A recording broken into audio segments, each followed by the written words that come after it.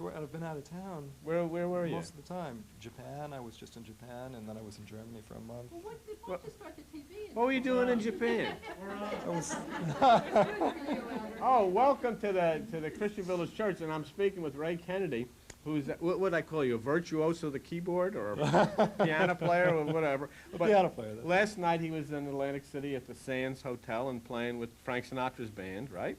And then you were saying you were just, what were you doing in Japan? I went to Japan with John Pizzarelli, guitar player, and we did 2 weeks in Japan. We were in Tokyo and Osaka, and that was the end of a tour that we did for a month in Europe. We were in Japan, and before that we were in Germany. And we did a week in Germany with Frank Sinatra as well, and then we did 3 other weeks over there with just John's group. That's something. And you're going to be playing in Long Island with Herbie Hancock. Actually, it's in Tanglewood, Massachusetts. Oh, that's close. Tanglewood, Massachusetts.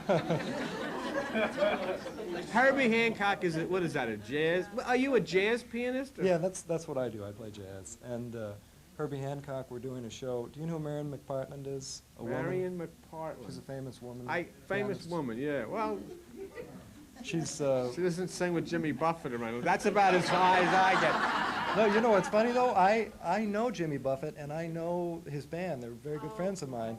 And when I first heard you mention Jimmy Buffett on the Hidden Meaning shows, yeah. I was laughing. I thought, well, I got to send you one of my backstage passes for Jimmy Buffett because I have all that stuff.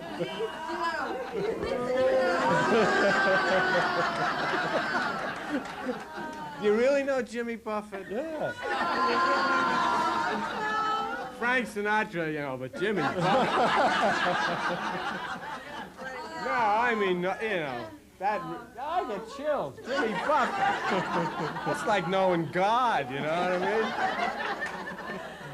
Cheeseburgers in paradise. I mean, that's class. You know, my way, yeah, but cheeseburgers in paradise. Gee. We go down to Key West all the time, and Jimmy is never there. Yeah, he's always out of town. I always hang around the front door looking in, you know, but... What's it called? Margaritaville. Margaritaville, yeah.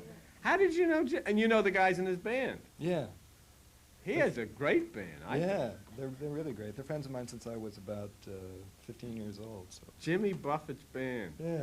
See, I'm getting all choked up. Frank Sinatra's band, I know, but Jimmy Buffett's band, that's great. Isn't that terrific? We have a whole videotape of a concert with Jimmy Buffett. Oh, yeah? And it was a later, an earlier band. It wasn't the guys that he used now, except for the harmonica player. Oh, yeah, Fingers. Yeah, that's great. Well, we could stay up here all day and talk about Jimmy Buffett. I meet somebody that knows Jimmy Buffett. She wants to know, who else do you know? I have to think about it for a while. I'm thinking about Jimy Buffett and... Yeah, well, not just that, who else do you know? I mean, that's ridiculous. Who else do you know? Knows me, and I know him. Victor. Well, if I had known I was going to be here today, I would have brought... I have a big, round backstage pass for Jimmy Buffett, and it says... Recession Recess, 1992. I think it was from the Garden State Arts Center last year. You mean you could go backstage with Jimmy and see Jimmy Buffett? I have many times, you know. In fact, he likes to get together afterwards in the hotel where he stays, and a lot of times we end up in the bar downstairs, and he likes to sing his songs and just informally, you know. Yeah. Do you want? I mean, do you want me to? Do you want us to go longer? I mean, I don't know. If Jimmy Buffett. I'm melted here, Jimmy Buffett. You know, I can't believe. I love Jimmy Buffett. Well, here's a good story for you, though. I thought that when I heard you on the TV on the thing mentioned Jimmy Buffett on the videotapes, I told my friends in Jimmy Buffett's band. I said, "Would you believe that there's a pastor in the south of New Jersey who is really into Jimmy Buffett a lot?" And they said, "Really? Really?"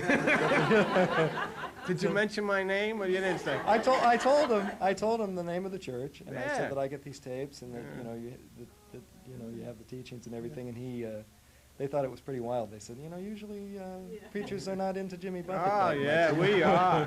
Well, this is not the normal run-of-the-mill place anyway. Thanks a lot, Ray. Okay, we'll talk to you a little later. Thank you very much. Jimmy Buffett. Good. That really got me, you know, Frank Sinatra's, that's like Abraham Lincoln, but Jimmy Buffett. Woo, that really got, Dennis, did you hear that? how am I going to talk about Buddha now? Huh? He's going to go back and tell Jimmy's band he met you. Right. Instead of the teachings of Buddha, we'll do the teachings of Buffett today. You know? Cheeseburgers in paradise. Oh, I got to get myself back here. Well, I'm really glad you came. She said last night, well, I'm going to call him because he should come. He's going to be in Atlantic City this morning with nothing. Are you going to go back tonight? You can work tonight? Going back to New York. Gee whiz. Gee, yeah. Buddha and Buffett. Wow. That's all going through my head, you know. It's like, isn't that funny what's really important? All of a sudden, Buddha, forget Buddha. Jimmy Buffett, you know, this is great. All right. Well, we have to work. So let's go to work. And I gave you a chart in which you see the 3,000 realms of activity moving in every moment of life. So let's try to plug into this because it's extremely interesting for you, all right? What you have down the left column are the 10 worlds as defined by Shakyamuni Buddha. Each world contains the other 9, so you have actually a total of 100. And then you have 10 physical factors. And those 10 physical factors are in that second row. So then Buddha says, well, if you take the 100 worlds in the first column, multiply them by the 10 physical factors of appearance, nature, etc. Now you've got 1,000 things that can be running through your mind at any minute, at every minute. But then on top of that, he plugs in the 3 physical realms of self, society, and nature. Now Buddha says there are 3,000 activities pulsating through your mind at every minute. So, and then, of course, obviously it becomes very complex. Let me give you a little idea what he's talking about. Let's go to the left column and let's look at the world of hunger, okay? Now, shouldn't call it a world. Let's say an impulse, a mind impulse of hunger. That's actually desire. Hunger is desire, all right? Now, if that's your first most prominent world of your mind, and say the second one is animal, all right? Animal is of the flesh. It's you know, the lower part, the lower reaches of the flesh. What that would then combine to do, you have a desire of the flesh which results in physical power. All right? And what this can wind up making a person is what we refer to as a bully. You know, there's a tremendous desire and a tremendous physical need to exert that desire. And so what would be, look at the second line there, number 7, the external cause. What's the external cause of your physical desire is what somebody else has, basically. And you then get into the situation of maybe if this hunger and this animal power is strong enough, you'll take it. So it doesn't make any difference if you say, well, can I borrow this or I'd like to have this. You'll grab it. You'll take it. And so then it fulfills a part of life in yourself, a part of life in society, and a part of life in nature. Let's look at, I'm not writing on the board, let's go to the left side and look at realization. Okay? Realization means you're enlightened. You see, in the first, realization means you're enlightened, you have understanding. Now let's say the second part is again animal. Okay? So you've got enlightenment, you've got, the second part is animal, which is the aggressive desire to share. See? And so now what are you going to do? You're enlightened, you've got a desire to share this, you know, you're aggressive, so you're going to influence others. You're going to influence others about nature. You're going to influence others about animals. You become what they call in this society an activist. Right. Let's take, look at number 6 on the left side, tranquility. Now let's say your second world is anger. What kind of a person are you going to get? You're very tranquil, but you're very angry. You're going to be very sullen. Going to be very sulky, going to be very moody. You see what he's trying to tell you? It's not just one thing. There's combinations of things that set up personalities. And look, and if you go, and if a person is very tranquil, but their second is anger, they get very sulky, very sullen, very moody. Go over to the 10 physical factors, and what is their appearance going to be? You're going to see it right away. You're going to feel uncomfortable being around that person because of the type of appearance they convey to you, see? And let's do another one. Let's look at the left side. Look at hell. And look at anger. See? Now you've got a rage. Go over to the 10 physical factors, and what do you have? You have a tremendous, look at number 5, the influence. What kind of influence are you going to have on somebody? Somebody that has hell seething within them and that has a rage of anger. What type of influence are they going to have? That's right, and it can be very damaging physically. But then let's look at the last one. Look at the left side, bodhisattva. Bodhisattva means you give. Okay, you're giving to other people. But look at one of anger is the second world within you. You're giving, and that can go in 2 ways. One, you can say, I want to give you this, but at the same time you're angry, you're yelling at the person because that person is not trying to do anything for themselves. See? But on the other hand, you may have it this way. You may give, and you may be very angry at the system because the system does not get off that person's back to allow that person to compete. See, that's what we do in this society, very much so. If you're able to compete, you know, you become part of the system. The system loves you, you know. But maybe you just can't compete. Maybe that's not your nature. And so you can be shutted away. And so then a person who has this desire to help other people but has this second consciousness of anger starts to scream out, why are people oppressed like this? Why are some people always pushed down? Why does somebody take a ride sometime down through Arkansas and say, why do people have to live in shacks? With all the money and all the rockets that can fly up to the moon, why do people have to live in shacks? Just because they don't have the capacity to compete. It's not that they're lazy. They can't. They can't compete. They can't go into the place that I work and get a job. They can't go into the place that you work and get a job. And it's a continuous chain. The mother and the father, they were like that, and their mothers and their fathers were like that. And then little kids are raised, and they're running around in all kinds of dirt and filth, and the cycle never breaks itself. And the system then, they drive by, and we drive by on our way to Florida to our condo, past all of these shacks and cardboard, and never even give another thought to it. In fact, you accelerate a little bit so you don't have to linger there too often, too much.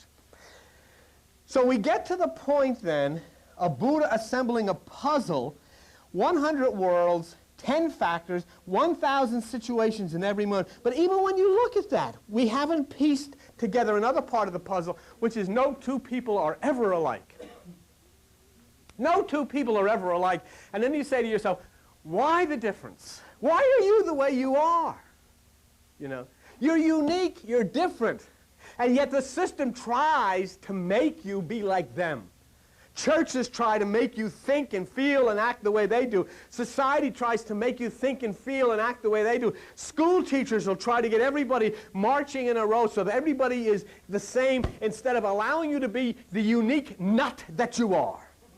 It's not tolerated that you can be a unique nut. I say everybody should be a unique nut. I love being a unique nut because you stand out. You know, they all come. You know what I love? Did you ever see the thing on television with all of the penguins? And there's 10,000 penguins, and they all go jumping off. But there's always one penguin that gets right up and he turns around and he says, no, that's good for you. Good for you. And who's the only one you look at? The little penguin that turned around and went the other way. The rest of them you don't pay any attention to. And that's what you've got to be. You've got to be an individual. Remember we talked to you about the different type of people. Okay? You have Margie's boyfriend. Margie's in love. But her boyfriend one day calls up and says, Margie, I don't think I'll be able to make it tonight. What's the matter? Well, I have to go bowling. But Margie finds out that he didn't go bowling. He went out with another girl. Margie is devastated. All of a sudden, what happens to the factors? Margie's mind sinks into number 10 on the left-hand side, hell. Hell rages within her. And she can't do anything about it. And so then everything starts.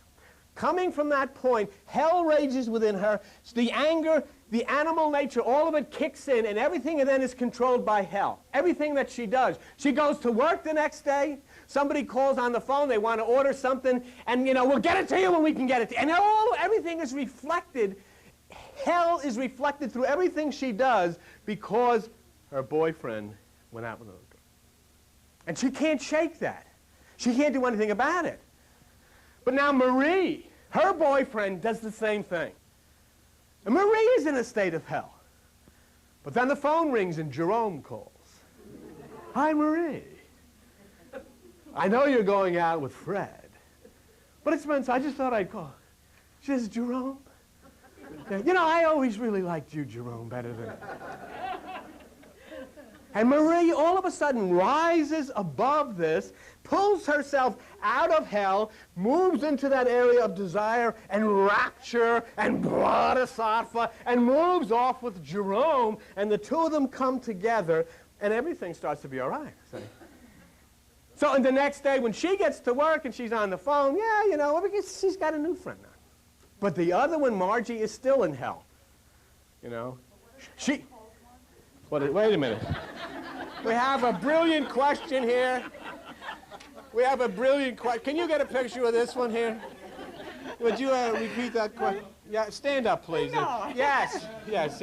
Here, what is the question? I said, what if Frank calls Margie? Frank? He's not even in this. Who's Yeah, Frank? but what if a Frank calls Margie? Would she feel better at work the next day? No. Oh. No, Margie wouldn't, because Margie only wants, who was it, Fred? Right. Because she can't, that's the point. That's a good question, but she can't pull herself out of this. Because it's like me, you know, when I sulk and I want something, it doesn't make any difference. Even if I get something better, I have to sulk and I have to act out my little drama that I'm mad and this is what I wanted and nothing's going to be any good. That's part of it. Because that's the way the point that I was trying to say is Margie is one way, the other girl is the other way, and we say, why are they different? Why would the one, see, do you ever go, you go to an airport, and you go to an airport, say, flight 615 will be delayed. And so if a guy goes up, he says to the ticket taker, you know, what are you going to do? I have to be somewhere. And he's slamming his fist, I want my money back, I want another airplane, I want something done about it. What are you doing about it? You know, there's people like that. All the time working in the cable, there's always people like that. That's great, Dennis, you know, there's always, I want it back, you know, I demand to see the manager, let's go, let's get this over with, you and me are going to, you know, are you the manager? Well, then get me somebody that can, you know, screaming bloody murder. Some other person comes up and says, you know, is there anything that, will they fix it soon? You know, this guy, you know, well, I understand, but I just, I have to be in Chicago. Do you think there's anybody, can you help me? You know, this is kind of a guy.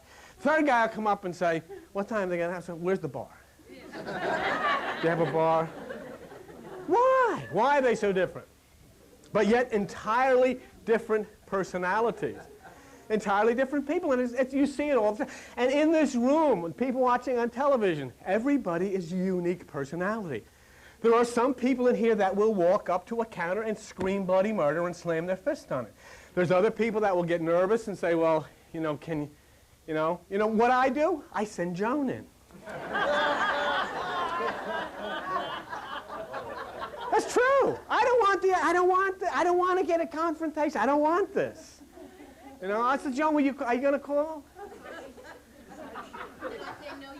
Yeah, she'll say I call. I say, no, I can't. I'm busy with the computer. I can't do it.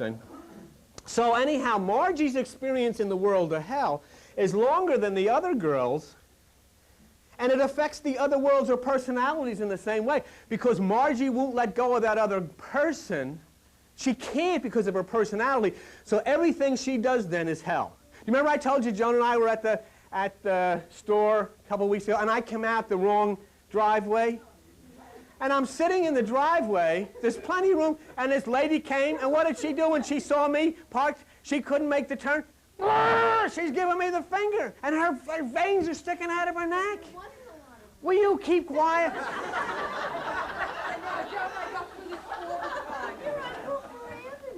Yeah, all right, deep breath.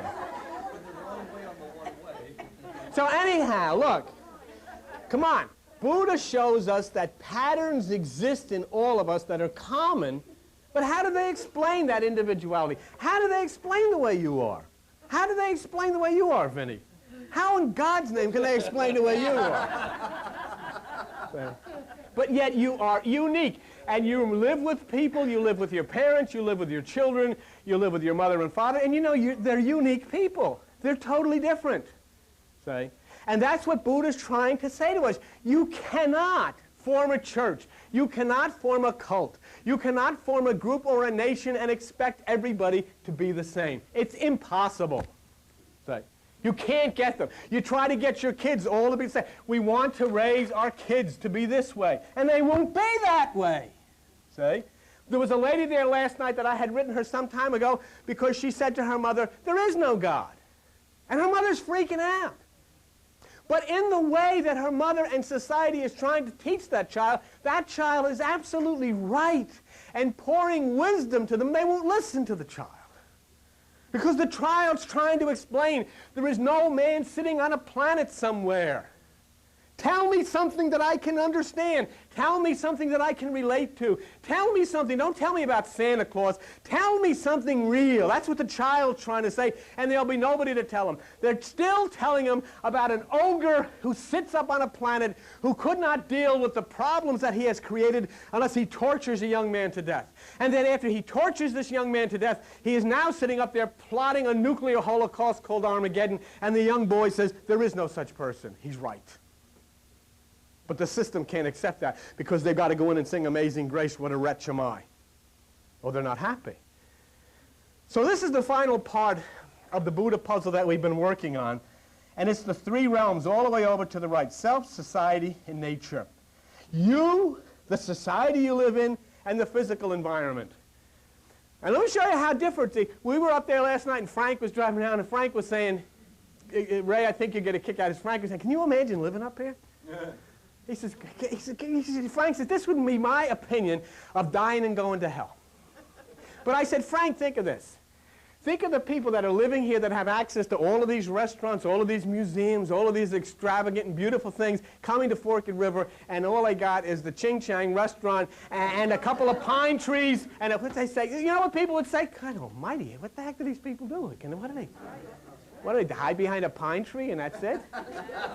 You know, is that all there is? So it's all relative. So your environment is very, see what Buddha is saying? Your society is very, very important.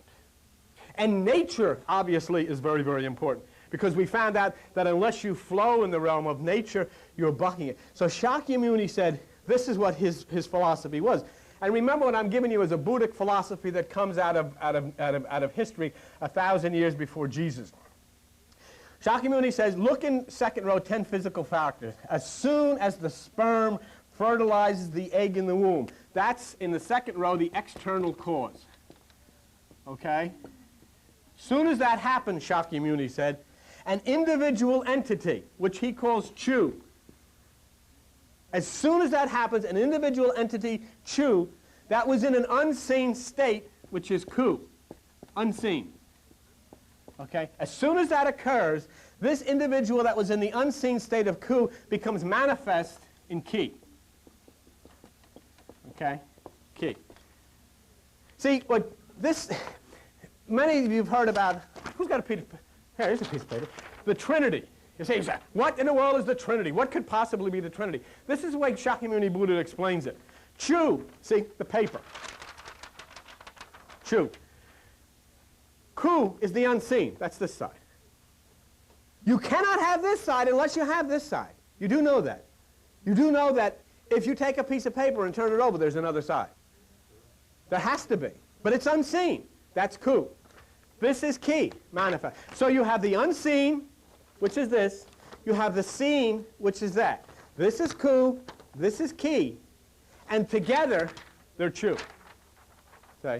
The unseen and the seen make up the paper, the sheet of paper. You can have side A, you can have side B. You've got to have them together in order for you to have the piece of paper. And so then you understand that what he's talking about, the external cause becomes the sperm fertilizing the egg. The individual entity, which is Chu, is in an unseen state, and now suddenly it becomes manifest. Al could go in that room and take an audio tape. Okay? That audio tape would be Chu. But there is something unseen in that audio tape. When he puts it on the proper machine, all of a sudden music pours out of it. That's Ki. Okay? And so this is what Buddha is saying. When that occurs, the entity, this is what Buddha is saying, when the sperm fertilizes the egg, the entity is endowed with components in strict accordance with what is called karma from a previous existence. Somebody dies, the chu, which is the person, goes into ku. It is unseen. There is a sexual intercourse. That individual, which is an unseen state, now moves back in to manifest itself and carries with it into existence those things that it carried with it from a previous existence. Why? So it can learn.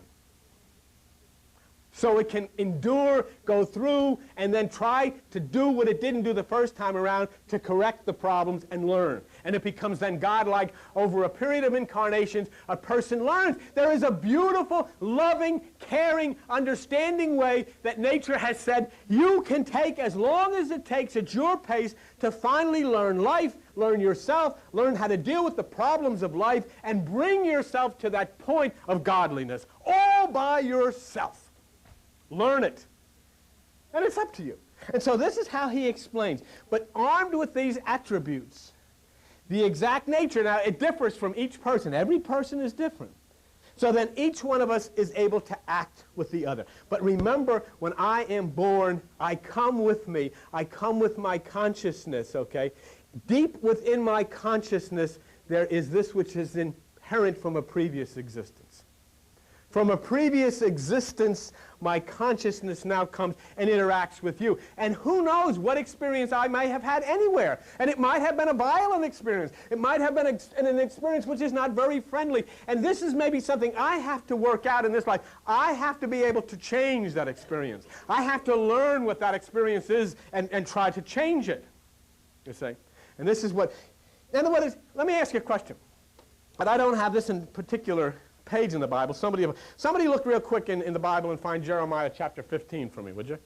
Jeremiah chapter 15. Could it be that we have a unique, recognizable personality before you were born? Page 635. Turn to 635 in that little Bible. Could we have had a unique, recognizable personality before you were born? Okay. Let me show you something in the Bible. And this is all I've ever asked anybody to do. You teach the Bible, you teach Jesus, you teach all of this traditional stuff. Believe it. Instead of making up stories and pitting people against people and hurting people and doing to this. We were talking a moment ago, and I said last night, if I would look into the universe, and if I would say I will take every planet that is known, and I would say, which one could be the planet heaven? You're living on it. But all that we've done with it, all of my experience and all of your experience is rape it and pillage it and drop bombs on it. And justify it and say, God is on our side. And he cries somewhere and says, what the heck are you doing? And then you look into the Bibles and you see all the things you were taught are not the things that were said by Jesus Christ. All the things that you're taught are not the things that were said by God. Nothing. People have made it up to hold you, and for what? For money and for power. And they carry on. They have a thing going with the largest church denomination practically in the world in which they are pillaging and raping children. Every day you can't pick it up with pastors of churches being arrested for fondling and abusing children. And still they march in with their Bibles and they sing their songs every day. And you do it, you'll be in jail forever. But this organization is let loose doing it all over the world.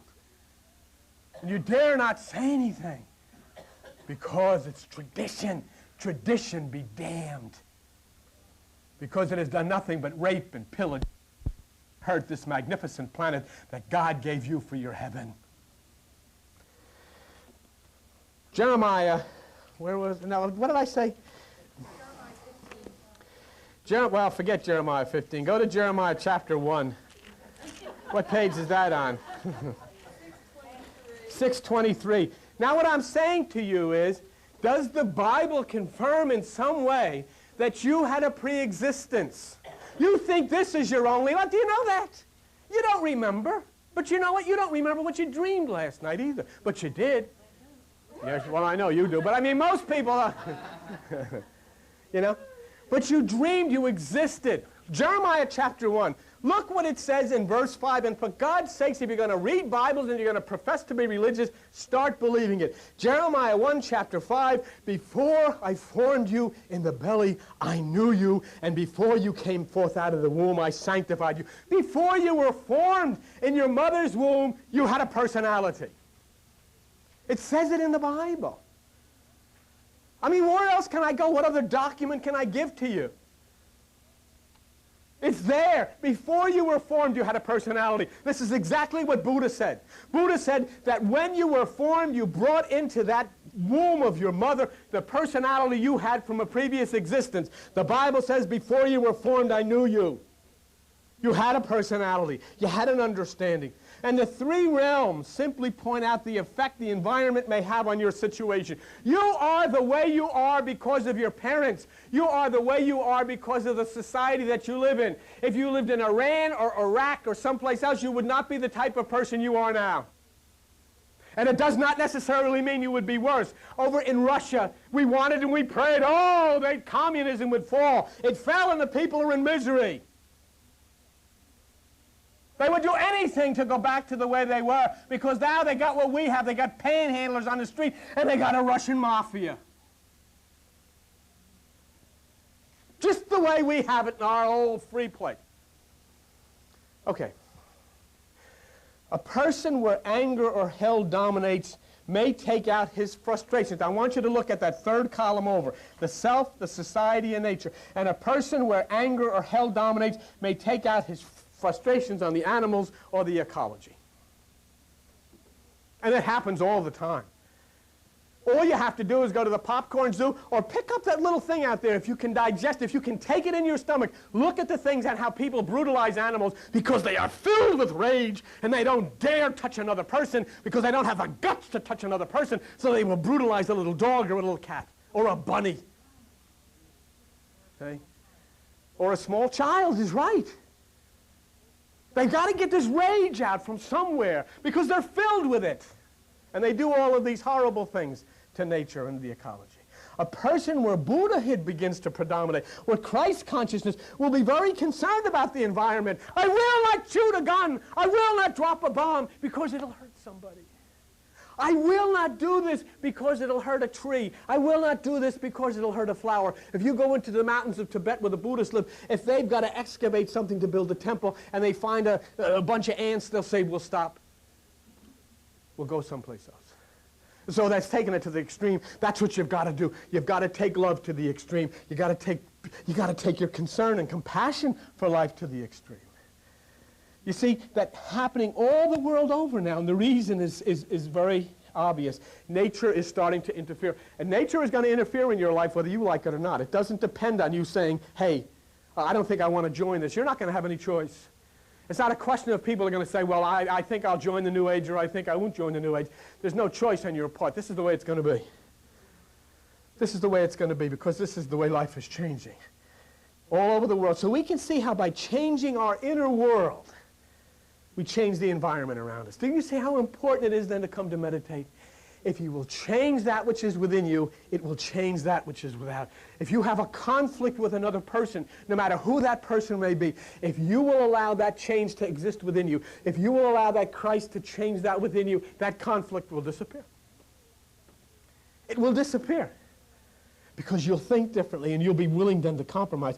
You know what? Some people feel so weak. I don't know how you feel, but there are so many people that feel so weak. Gee, I can't do anything. I can't accomplish anything. You know, I can't even protect myself yet, protect the world. You know what Buddha said? Buddha says the weak suffer precisely because they are weak.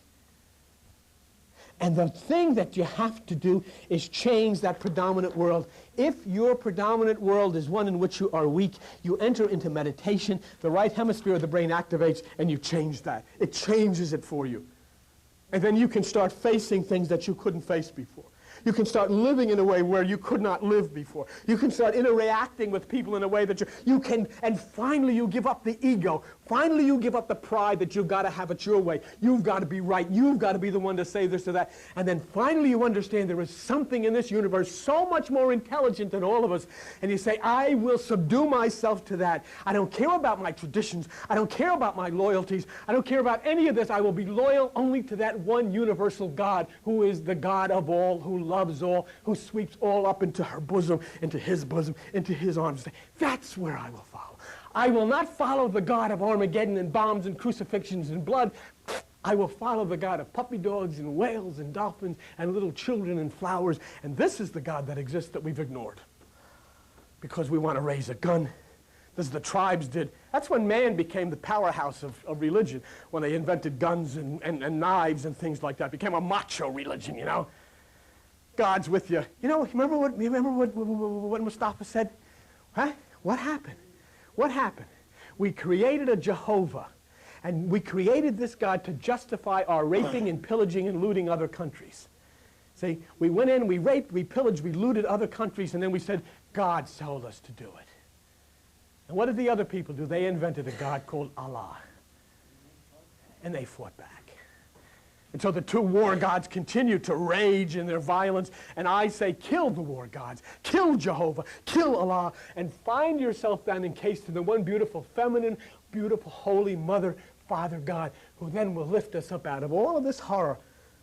Oh, such a wonderful free country where you've got to have a drug outreach center in every town to take care of the kids. Shame. So, how does then the society affect a person's karma? Cause and effect. All the wars that we fought, what effect? All of the things that we've done, what effect?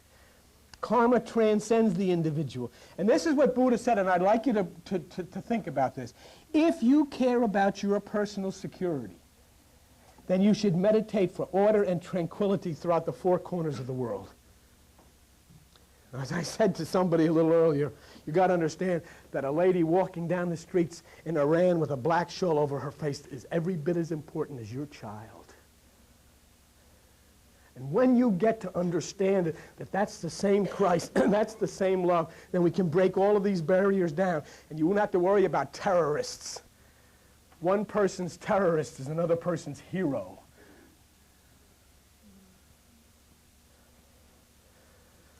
So the implication is clear. You're going to sink or swim together. That's what we're going to do. And so how important is it then to show others how to change that karma? How far did Buddha go? Let's watch what Buddha did. He went so far in analyzing life all the way to finding minds in inanimate objects. I call this what's the name of this? The mind of the knife. Buddha said, can an inanimate object have a mind? A knife. A person can use it to kill somebody, or it can be used to cut up food and feed the hungry. It's the same knife. A car can be used to drive someone to the hospital, drive someone to the library, or take someone to visit the nursing home, or it can be used to rob a bank. It depends. A surgeon can heal with a knife. Somebody can slash with a knife. What's the sense of all this? And this is what Buddha tried to say. A painter combines pigments, and he combines it on a canvas. And once he is finished with his creation, it can either place the onlooker into rapture or hell. Depends on how you perceive it. What is it? Beauty is in the eye of the beholder. As I think it was Shakespeare that says, a rose by any other name. It depends.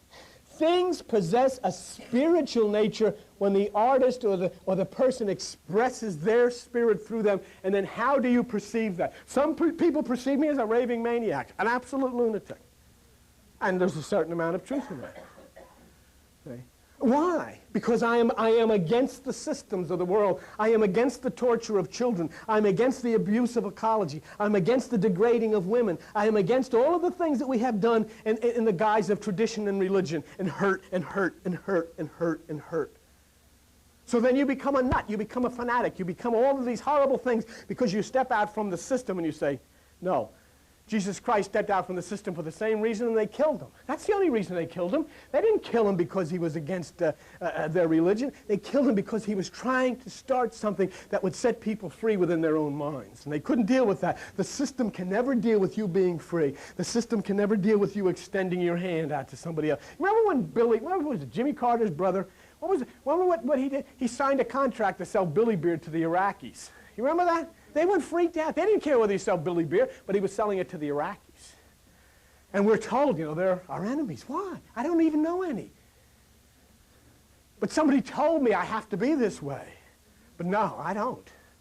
And this is what I beg for the world, to start to think and to start opening yourself up to that who is the God of everybody. There's only one power.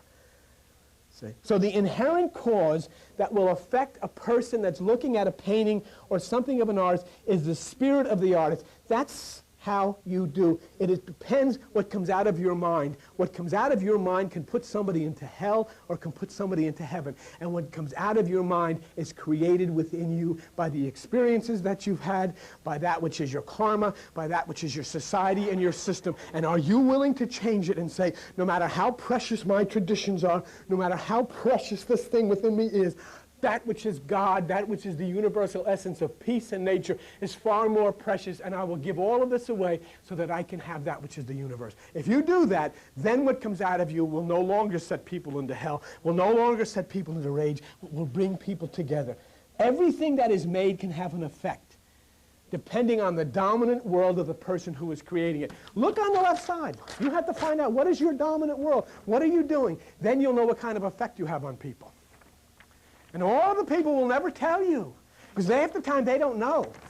They get on the phone with somebody else and say, why is this person, why do they do this? They don't know. They don't know what dominant. But you have you have an effect. I have an effect. It's not always good. I understand that. Because I'm a human being, you're a human being. But we're willing to admit that some things that I do to other people are not very nice. And it's because I have never stopped to analyze and try to work on changing through meditation those aspects of my own mind, because I'm so damn proud of myself. There was a poem by a guy named Thomas Hardy, and it talks about him who one time found a love of nature, one time found a love of that which is bliss, and then was changed by the system. And he says, there was a time when meadow, grove, and stream, the earth and every common sight to me did seem apparelled in celestial light, the glory and the freshness of a dream. It is not now as it had been of yore. Turn wherever I may by night or day, the things which I have seen I now can see no more. I lost it. I lost it all. Because I was convinced by people, I was convinced by the system, oh, you've got to do it this way. And so the blessed tranquility of the nirvana experience of life and nature, it's gone. Buddha said, as Thomas Hardy found out, and we certainly know, and listen to this, if the minds of the people are impure, their land is also impure. But when their minds are pure, so is their land.